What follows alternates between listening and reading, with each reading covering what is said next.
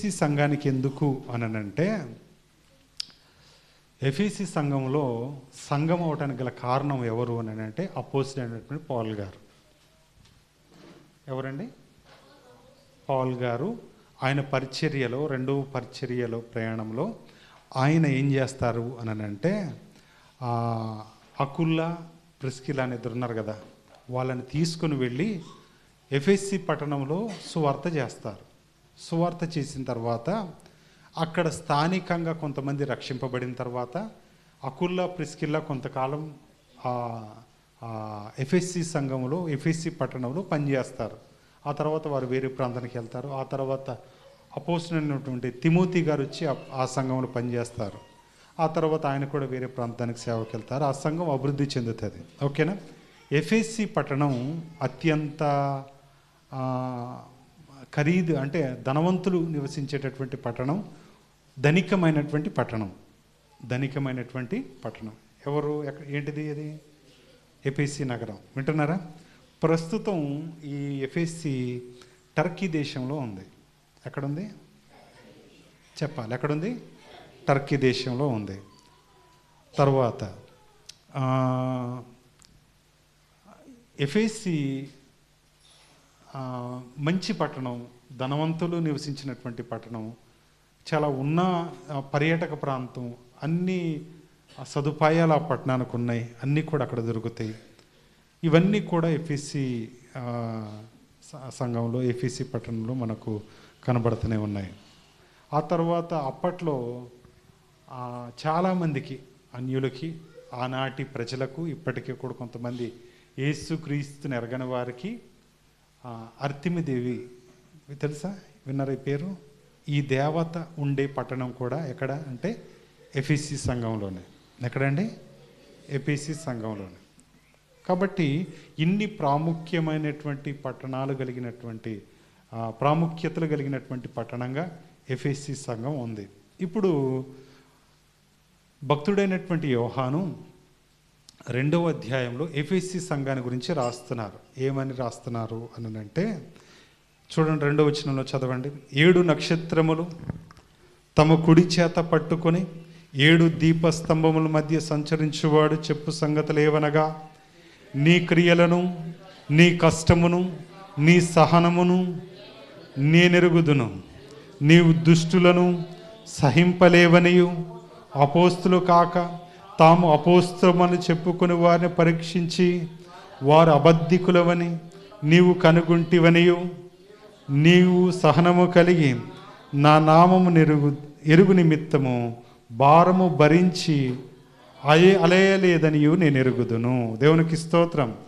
చిన్న ప్రార్థన. దేవా, దీవించండి చదవబడిన వాక్య భాగము మేము ధ్యానము చేయబోచుండగా మీ కృప, మీ కనికరం, మీ దీవెన, మీ సహాయం, మీ సన్నిధి మీరే మాకు దయచేసి కాపాడమని యేసుక్రీస్తు నామమున ప్రార్థించి వేడుకుంటున్నాము తండ్రి. ఆమేన్. ప్రియమైనటువంటి దేవుని బిడ్డలారా, నీ క్రియలు నేను ఎరుగుదును, నీ సహనమును నేను ఎరుగుదును. నీవు దుష్టులను సహింపలేవనియు, అపోస్తులు కాక తాము అపోస్తులమని చెప్పుకుని వారిని పరీక్షించి వారు అబద్ధికులని వారిని నీవు కనుగొంటివనియు, నీవు సహనము కలిగి నా నిమిత్తము భారము భరించి అలయలేదనియు నేను నమ్ముతున్నాను. దేవునికి స్తోత్రం. ఈ సంఘం ఎట్లుంది అని అంటే, నీ క్రియలు నాకు తెలుసు, నీ కష్టార్జితము నాకు తెలుసు, నీ సహనము నాకు తెలుసు. నీవు దుష్టత్వాన్ని భరించలేదు. ఏమండి? అపోస్తులు కాక వేరే వాళ్ళు ఎవరు వచ్చినా వీరు అబద్ధ బోధకులని మీరు చెప్పారు. ఇవన్నీ కూడా సాధ్యమైనటువంటి పాపపు క్రియలన్నింటినీ మీరు దూరపరిచారు. ఎవరు అని అంటే ఎఫెసీ సంఘం. ఎఫెసీ సంఘములో ఉండేటటువంటి దేవుని బిడ్డలందరూ కూడా వారు కష్టపడ్డారు, దేవుని పని చేశారు, అబద్ధ బోధకులను గుర్తించారు. తర్వాత వారు సహనం కలిగి ఉన్నారు. సువార్త విషయంలో అనేక ప్రాంతాలకు సువార్తకు నిమిత్తం వెళ్ళినప్పుడు అనేక హింసలు కలిగినప్పటికీ కూడా దేవుని నిమిత్తం వాటిని భరించారు. ఇవన్నీ వారు కలిగి ఉన్నారు. దేవునికి స్తోత్రం. దేవునికి స్తోత్రం. దేవుడు బయలుపరిచినటువంటి మాటలు ఇవన్నీ.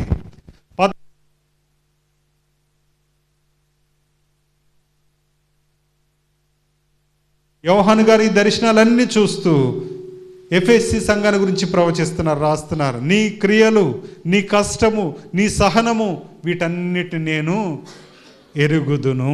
దేవుని దృష్టిలో ఉన్నాయి. ప్రియ సంగమా, ఈరోజు నీ కష్టం సమాజానికి తెలియాలి. నీ కష్టం దేవుడు చూడాలి. నీ కష్టం దేవుడు గుర్తించాలి. నీ శ్రమను, నీ కష్టార్జితమును, నీ ప్రయాసను, నీ సహనం సమస్తము సకల లోకాల మధ్య తెలియపరిచేటటువంటి దేవుని సంఘంగా మీరు కూడుకొని ఉండాలి. దేవునికి స్తోత్రం, దేవునికి స్తోత్రం.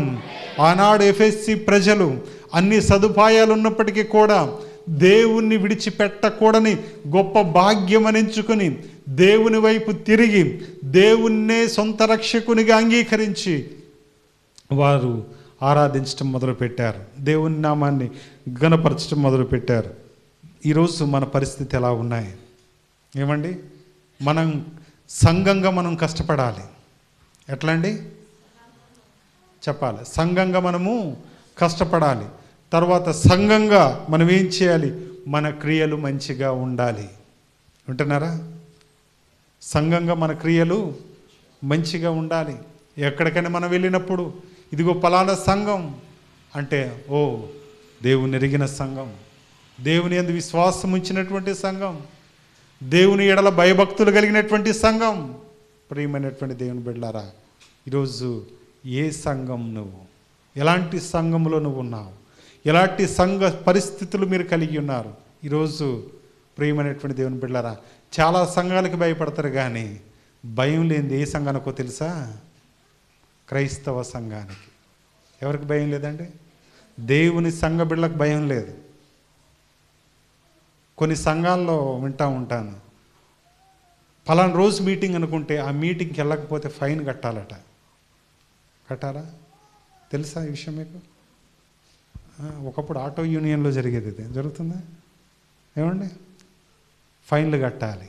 ఇంకా కొన్ని చోట్ల డ్వాక్రా సంఘాలు ఉంటాయి, లేకపోతే మహిళా సంఘాలు ఉంటాయి, డబ్బుల గురించి. ఆ మీటింగ్కి వెళ్ళకపోతే వాళ్ళు ఏం చేయాలి? మాట్లాడరే ఏమండి? సంఘాలకి ఇట్లా అనేక సంఘాలంటే భయం ఉంది జనాలకి. మహిళా సంఘాలన్న భయం, పురుషుల సంఘాలన్న భయం, తర్వాత ఐక్య సంఘాలన్న భయం. అన్ని సంఘాలు ఉన్నాయి, అన్నిటికీ భయపడతారు. కానీ భయం లేనిది ఏ సంఘానికంటే చెప్పాలి? ఏ భయం లేనిది ఏ సంఘానికంటే దేవుని సంఘానికే. ప్రియా దేవుని బిడ్డలారా, ఈరోజు నువ్వు నిజంగా భయపడుతున్నావా? నువ్వు నిజంగా భయం కలిగి ఉన్నావా? సంఘంలో భయం కలిగినోడు ఎవడు కూడా సంఘాన్ని విడిచిపెట్టి ఉండలేడు. భయం కలిగినోడు ఎవరు కూడా సంఘానికి దూరంగా నివసించలేడు.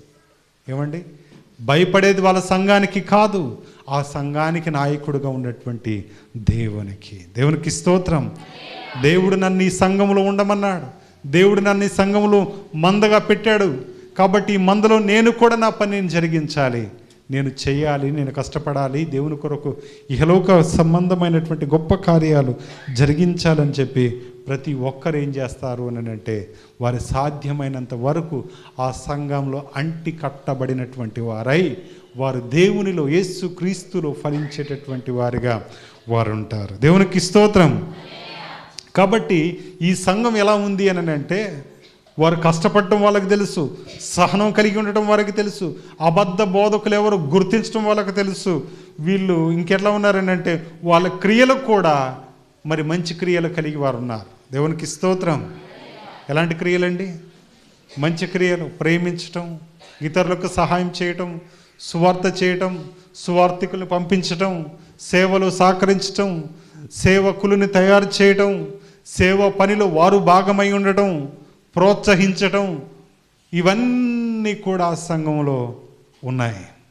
ఈరోజు ప్రియ సంఘమా, కొంతమంది ఆదివారాలు కూడుకొని మిగతా వారు కూరుకోరు. ఇదేం మనం వారపు సంత కాదు మనం కూడుకొని వెళ్ళిపోవడానికి. మనకు కొన్ని పనులు ఉన్నాయి, మనకు కొన్ని బాధ్యతలు ఉన్నాయి, మనకు కొన్ని రెస్పాన్సిబిలిటీస్ ఉన్నాయి. ఈ సంఘానికి వచ్చే ప్రతి ఒక్కరితో దేవుడు మాట్లాడుతున్నాడు, ఈ మాట తెలియచేస్తున్నారు. ప్రియా సంఘ బిడ్డలారా, ఈరోజు నీ పనిలో దేవుడున్నాడా? దేవుని పని కొరకు నువ్వేం ప్లాన్ చేస్తున్నావు? ఏం ఆలోచన చెప్తున్నావు? ఏం నడిపింపు నువ్వు కలిగి ఉన్నావు? ఎలాంటి ఉద్దేశాలు, తలంపులు నీవు కలిగి ఉన్నావు. ఆలోచన చేయండి ఒకసారి. 3వ వచనం చూడండి. నీవు సహనము కలిగి నా నిమిత్తము, నా నామము నిమిత్తము భారము భరించి అలయలేదనియు నేను ఎరుగుదును. ఎంత మంచి మాట. ఏమండి? నీవు సహనము కలిగి నా నామము నిమిత్తము భారము భరించి అలియలేదని నాకు తెలుసు. ఎంతో భారాన్ని భరించావు ప్రియ ఎఫెసీ సంఘమా. ఎన్నో భారాన్ని మీరు భరించారు. ఇవన్నీ భరించి కూడా మీరు అలిసిపోలేదు, ముందుకు కొనసాగుతున్నారు, దేవుని పనిలో ఉన్నారు. దేవుని పని చేయడానికి మీరు అలసిపోలేదు. దేవుని పనిని నడిపించడానికి, ముందుకు తీసుకువెళ్ళడానికి మీరు వెనకడుగు వేయలేదు. అది భారమైనా కూడా మీరు భరించారు. మీ శక్తి సామర్థ్యాలకు మించిందై ఉన్నప్పటికీ కూడా మీరు ఆ పనిని భరించడానికి మీరు ఇష్టపడ్డారు. దేవునికి స్తోత్రం. ఇంత మంచి సంఘం ఏమండి? భారం భరించే సంఘం, తర్వాత సహనం కలిగినటువంటి సంఘం, కష్టపడేటటువంటి సంఘం, అబద్ధ బోధకులు గుర్తించేటటువంటి సంఘం, దేవుని రాకడ కొరకు తయారు చేసేటటువంటి నాయకత్వపు లక్షణాలు కలిగినటువంటి సంఘం. ఈ సంఘం మీద ఇన్ని మంచి పనులు ఉన్నప్పటికీ కూడా దేవుడు ఒక నేరాన్ని మోపుతున్నాడు. వింటున్నారా? ఏమండి? ఒక చూడండి, అదేంటిది? 4వ వచనం. అయినను మొదట నీకుండిన ప్రేమను నీవు వదిలితివని నేను నీ మీద తప్పు ఒకటి మోపవలసి ఉన్నది. ఇంత మంచి సంఘం మీద దేవుడు ఒక నేరాన్ని మోపుతున్నాడు. అదేంటో తెలుసా? మాట్లాడరే, చెప్పాలి. ఏం నేరం? సంఘానికి మొదటి ప్రేమ లేదట. ఏం లేదు? మొదటి ప్రేమ అంటే ఎప్పటి ప్రేమ చెప్పాలా? వాక్యం అంటుంది కదా, అయినను మొదట నీకుండిన ప్రేమ నీవు వదిలితివని నేను నీ మీద తప్పు ఒకటి మోపవలసి ఉన్నది. తప్పు ఒకటి మోపవలసి ఉన్నది. ఏం తప్పది అని అంటే, మొదటి ప్రేమ నువ్వు కలిగి లేవు. నువ్వంత మంచిదేరా, కానీ ఆ ఒక్క బుద్ధి నువ్వు మానుకుంటే నువ్వు సూపర్ అంటావు మనుషులతోటి. అవునా కదా? సంఘానికి కూడా ఒక బుద్ధి ఉంది. ఎఫెసీ సంఘానికి కూడా ఒక బుద్ధి. ఏంటిది అంటే, ప్రేమలో ప్రేమలో ఏంటిది? మొదటి ప్రేమ లేకపోవట.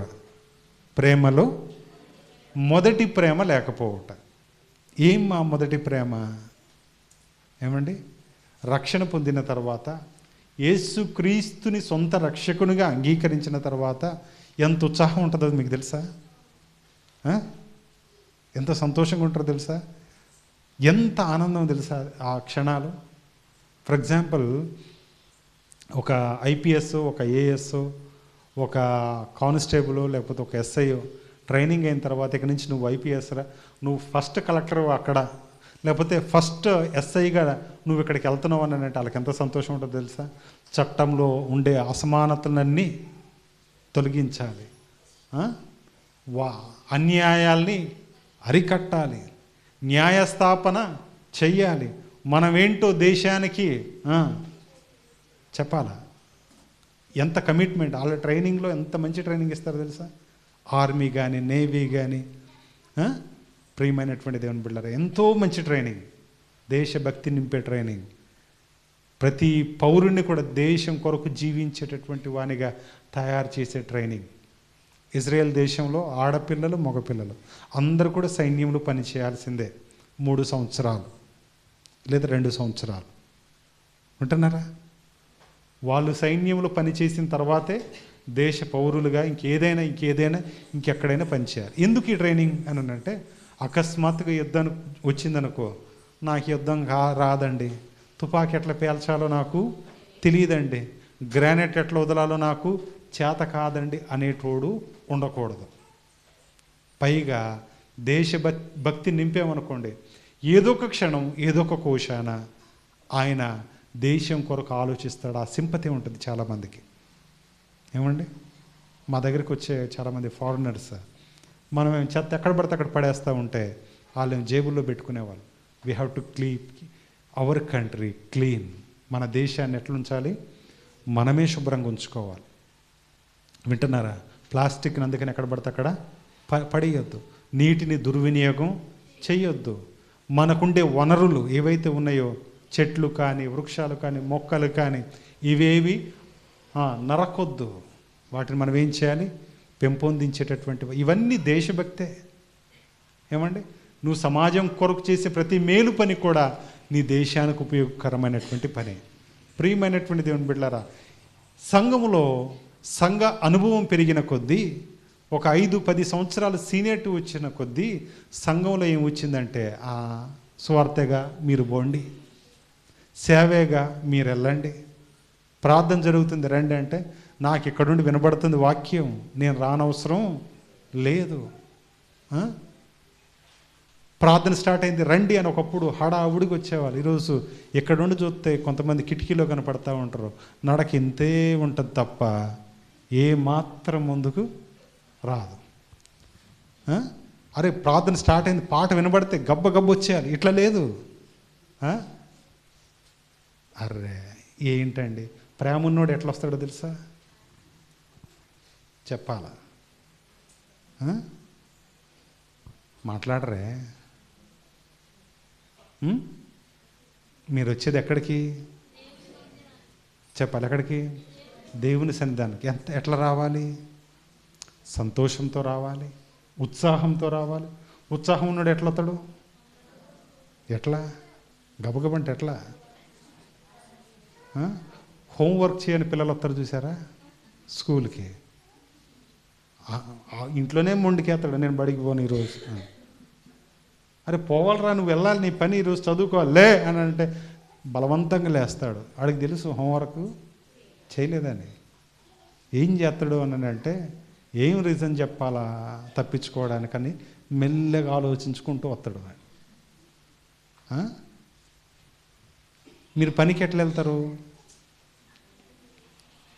చెప్పాలి, పనికి ఎట్లా వెళ్తారు? మాట్లాడినమ్మా. మెల్లిగా వస్తారా? చర్చికి వచ్చినట్టు వస్తారా? ఒక మాట. అవును కదా? ఎంత కంగారుకి వెళ్తారు? మరి మీరు మందిరానికి కూడా ఎట్లా రావాలి? ఎఫ్ఎస్సి సంఘంలో కూడా సేమ్ పరిస్థితులు. ధనికమైన పట్టణం, విశ్వాసులు కూడా పెరుగుతున్నారు. మొదట వచ్చిన వాళ్ళకి ఆ మొదటి ప్రేమ లేదు. దేవునికి స్తోత్రం. అర్థమైందా? ఈరోజు నీ సంఘాన్ని నువ్వు ప్రేమించాలి. నీ సంఘాన్ని నువ్వేం చేయాలి? ప్రేమించాలి.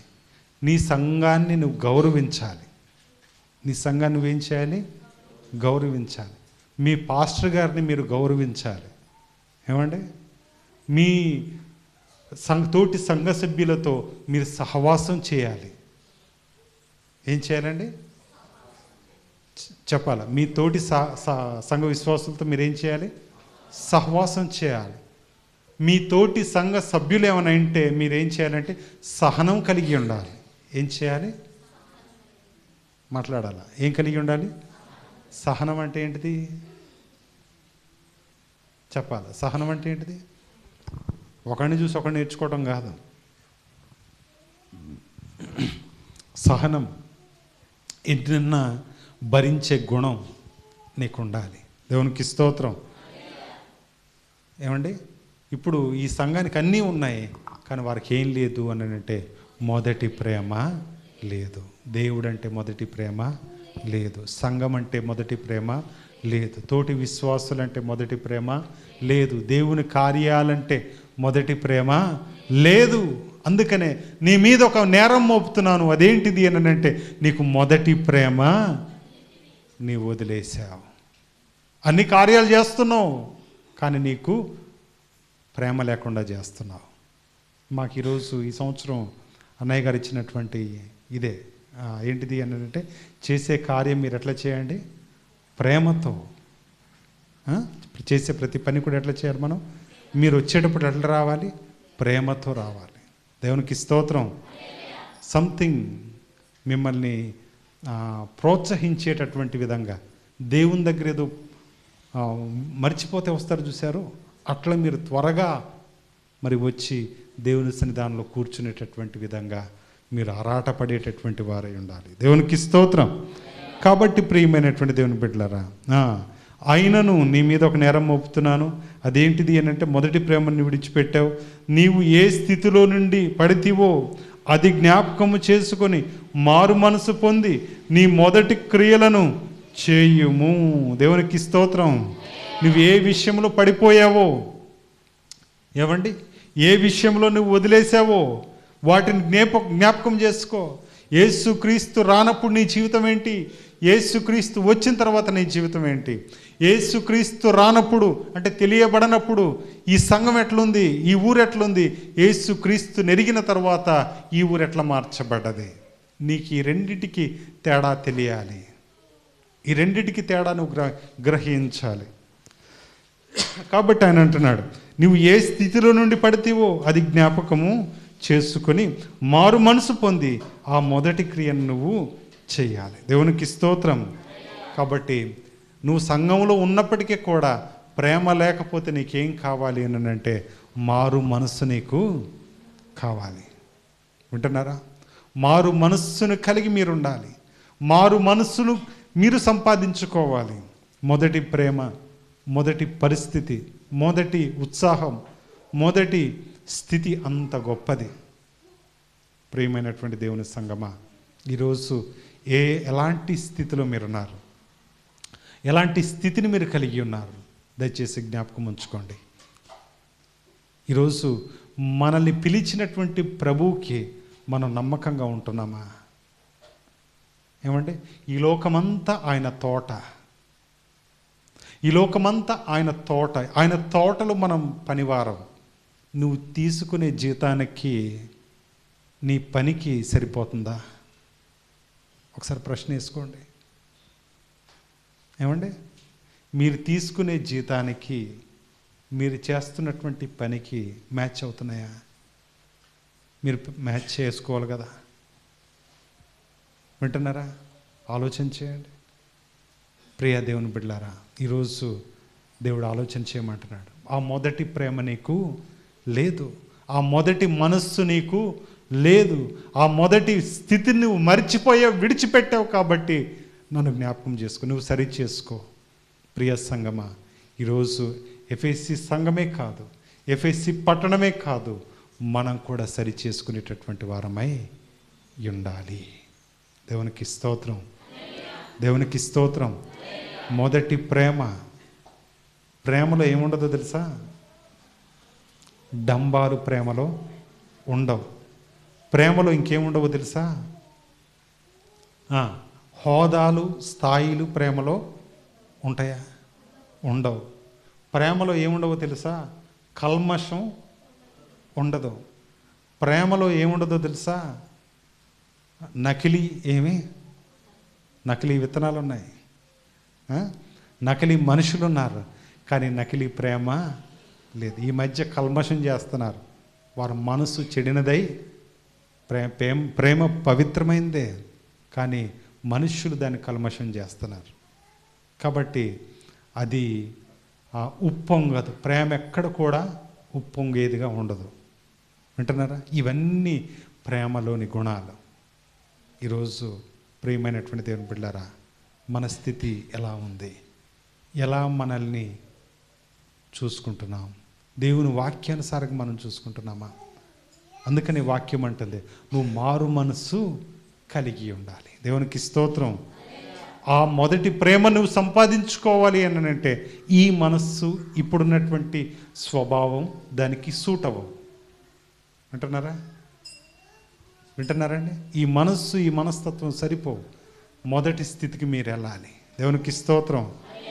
మొదటి స్థితికి మీరు వెళ్ళాలి. వెళ్ళి దాని ప్రకారంగా మీరు జీవించేటటువంటి వారై ఉండాలి. దయచేసి చిన్న మాటను చూద్దాం. చూడండి, హెబ్రీయులకు రాసిన పత్రిక 6వ అధ్యాయము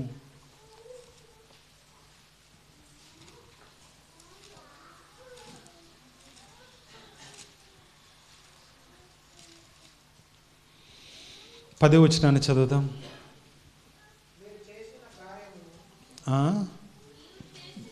మీరు చేసిన కార్యమును మీరు పరిశుద్ధులకు ఉపచారము చేసి ఇంకను ఉపచారము చేయుట చేత తన నామమును బట్టి చూపిన ప్రేమను మరచుటకు దేవుడు అన్యాయస్తుడు కాదు. దేవునికి స్తోత్రం. చూపిన ప్రేమను మరచుటకు ఆయన అన్యాయస్తుడు కాదు. దేవునిలో ప్రేమ ఏమాత్రం మారలేదు. ఏమండి, ఆయన ప్రేమ ఇంకా ఒకప్పుడు ప్రేమ ఏ ప్రేమతో అయితే మనల్ని ఎన్నుకున్నాడో, ఏ ప్రేమతో అయితే మనల్ని పట్టుకున్నాడో అదే ప్రేమ ఇప్పటికీ చూపిస్తున్నాడు.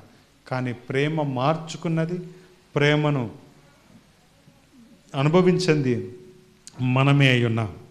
ప్రియమైనటువంటి దేవుని బిడ్డలారా, అందుకనే ఆయన అంటున్నాడు కదా, ఏవని మరొకసారి చదవండి. మీరు చేసిన కార్యము మీరు పరిశుద్ధులకు ఉపచారము చేసి ఇంకను ఉపచారము చేయుచుండుట చేత నా నామం బట్టి చూపిన ప్రేమ మరచుటకు దేవుడు అన్యాయస్తుడు కాదు. నా నామములో మీరేమైతే చూపిస్తున్నారో ఆ ప్రేమను నేను నీకు ఇవ్వాలనుకుంటున్నాను. నువ్వు నా బిడ్డలకు ఇచ్చావు కదా, నువ్వు నా బిడ్డలను ప్రేమించావు కదా, నువ్వు ఇతరుల కొరకు ఇన్ని మంచి కార్యాలు ప్రేమించి చేసావు కదా, నేను కూడా అదే ప్రేమ నీకు చూపిస్తాను. నేను నిన్ను మర్చిపోయే దేవుడిని ఎంత మాత్రము కాదు. దేవునికి స్తోత్రం.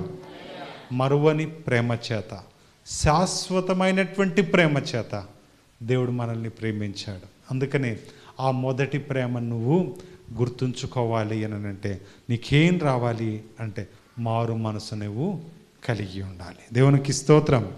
మారు మనసును కలిగి ఉండాలి. ఇంకో మాటను చూద్దాం దయచేసి. తెస్సలోనికీయులకు రాసిన పత్రిక, తెస్సలోనికీయులకు రాసిన 2వ పత్రిక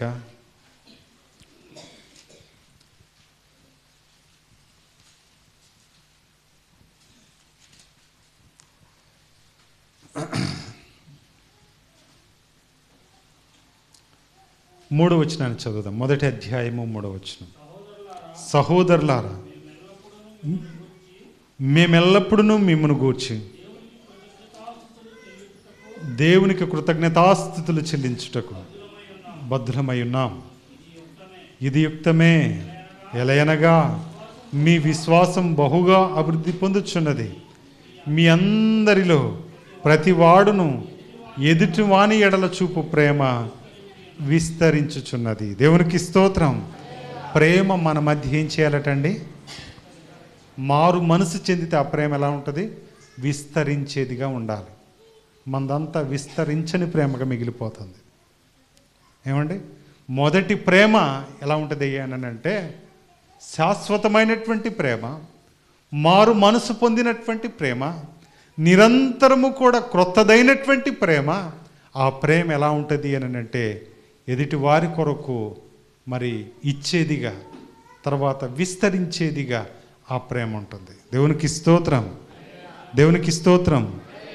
కాబట్టి ప్రియమైనటువంటి దేవుని పిల్లరా, నీ ప్రేమ విస్తరిస్తుందా? ఎదుటి వారి ఎడల నువ్వు జాలిని, దయను, ప్రేమను కలిగి ఉన్నావా? మొదటి మనస్తత్వం నీకుందా? ఏమండి, ఆలోచన చేయండి. ఇంకోటి, ఇదే 3వ అధ్యాయము, దశలోనికి రాసిన 2వ పత్రిక 3వ అధ్యాయము 5వ వచనము. దేవుని యందలి ప్రేమయు క్రీస్తు చూపిన ఓర్పును మీకు కలుగునట్లు ప్రభు మీ హృదయములను ప్రేరేపించునుగాక. దేవునికి స్తోత్రం. ప్రియమైనటువంటి దేవుని సంగమా, ఎఫెసీ సంఘములో అన్ని క్రియలు ఉన్నప్పటికీ మొదటి ప్రేమ, the first love they missed. వారి మధ్య మొదటి ప్రేమ లేదు. They have lost in the love. ఆ ప్రేమను వారు కోల్పోయారు, పోగొట్టుకున్నారు. అందుకనే తిరిగి ఆ ప్రేమను సంపాదించుకోవడానికి వాక్యం అంటుంది మీరేం చేయాలి అని అంటే మారు మనసు చెంది, నాకెవరికైనా ఉపచారం చేస్తే నేను దాన్ని జ్ఞాపకం చేసుకుంటా. దేవునికి స్తోత్రం. నేను దాన్ని జ్ఞాపకం చేసుకుని ఏం చేస్తానంటే మీ మధ్య ప్రేమ విస్తరించినట్లు, మీ మధ్య ప్రేమ అనేకులకు చాటునట్లు నేను దాన్ని మీలో పెంపొందిస్తాను. దేవునికి స్తోత్రం. అందుకనే దేవుని యందలి ప్రేమ, క్రీస్తు చూపిన ఓర్పు మీకు కలుగునట్లు ప్రభు మీ హృదయాలను ప్రేరేపించాలని నేను కోరుకుంటున్నా. దేవునికి స్తోత్రం, దేవునికి స్తోత్రం. ప్రియ సంగమా, ఈరోజు ఎఫ్ఎస్సి సంఘంలో లాగా మన సంఘంలో మంచి ఉంది, చెడు ఉంది. సరి చేసుకున్నవాడే క్రీస్తు బాటలో వాక్యానుసారంగా సరి చేసుకున్నవాడే ముందుకు కొనసాగలుగుతాడు. ఈరోజు వాక్యానుసారంగా మనం సరి చేసుకోవడానికి సిద్ధమేనా? ఎఫ్ఎస్సి సంఘము పద్మస్ దీపానికి దగ్గరగా ఉంది. పౌల్ గారు అంటారు, నేను ప్రయాణం చేస్తే ఒక రోజులో నేను ఎఫ్ఎస్సికి వెళ్ళవచ్చు. నేను ప్రయాణం చేసేంత ఒక రోజులో ఎఫ్ఎస్సి పట్టణాన్ని నేను చేరుకోవచ్చు. కానీ దానికంటే ముందు నా లెటర్ వెళ్ళాలి. వాళ్ళు సరి చేసుకోవాలి. వారు మొదటి ప్రేమను వారు ఏం చేయారు? కోల్పోయారు. దేవునికి స్తోత్రం. వారు మొదటి ప్రేమను ఏం చేశారు? కోల్పోయారు. ఆ మొదటి ప్రేమ వారికి రావాలి అని అంటే మారు మనసు చెందాలి, కార్యాలు చేయాలి.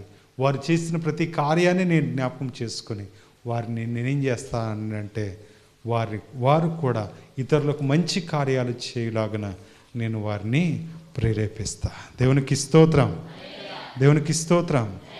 ప్రియమైనటువంటి దేవుని బిడ్డలారా, అట్లా అంటూ ఆయన అంటారు కదా, అట్లు చేసి నువ్వు మారు మనసు పొందితే కానీ లేని ఎడల నేను నీ యొద్దకు వచ్చి నీ దీపస్తంభమును దాటి దాని చోటు నుండి తీసివేస్తా.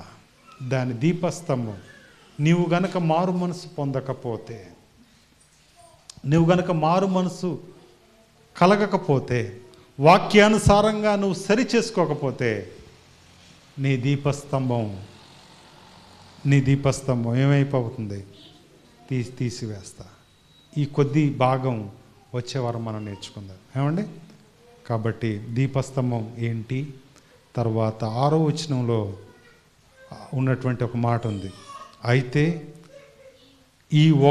ఈ ఒకటి నీలో ఉన్నది, నికోలాయితుల క్రియలు నీవు ద్వేషించుచున్నావు, నేను కూడా వీటిని ద్వేషించుచున్నాను అని అంటున్నారు. ఈ 2 వచనాలు వచ్చేవారం మనం ధ్యానం చేద్దాం. దేవుడి మాటలు దీవించుగాక. ఆమేన్. చిన్న ప్రార్థన చేద్దాం. దేవా, దీవించండి. నీ మొదటి ప్రేమను మేము గుర్తించే భాగ్యాన్ని మీరు మాకు దయచేయండి. మా జీవితాల్లో ఎఫ్ఎస్సి సంఘం ప్రభువా, వారు కష్టపడేటటువంటి వారు, సహనం కలిగినటువంటి వారు, నీ పరిచర్యను బహుగా జరిగించిన వారు, భారము భరించిన వారు, అబద్ధ బోధకులను వారు ఖండించిన వారు, గుర్తుపట్టినటువంటి వారు. అయినా కూడా వారు సరి చేసుకోవాల్సింది ఒకటి ఉంది. అదేంటిది అని అంటే మొదటి ప్రేమ వారు కోల్పోయారు. ఆ విషయంలో మీరు వారిని సరిచేశారు. నీ మొదటి ప్రేమను నువ్వు సరి చేసుకున్నట్లయితే, నీ మనస్సును మార్చుకున్నట్లయితే, ఇదిగో నేను నీతో కలిసి సహవాసం చేస్తాను అని చెప్పినటువంటి గొప్ప దేవుడు. కాబట్టి మీరు నీ బిడ్డలను మీరే దీవించి ఆస్వాదించండి. ఆ మొదటి ప్రేమను మేమును కోల్పోయాం ప్రభువా.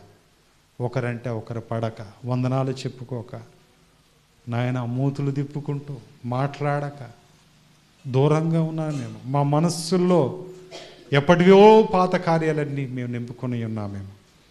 అవన్నీ మేము మర్చిపోయి ప్రతిరోజు నూతనమైనదగినట్లుగా ఒకరినొకరు ప్రేమిస్తూ, సన్మానిస్తూ, సహనం కలిగి నీ పరిచర్యను జరిగించే వారంగా మమ్మల్ని అందరినీ తీర్చిదిద్ది మీరే కాపాడమని కోరుకుంటూ యేసు క్రీస్తు నామమున ప్రార్థించి వేడుకుంటున్నాము తండ్రి. ఆమేన్.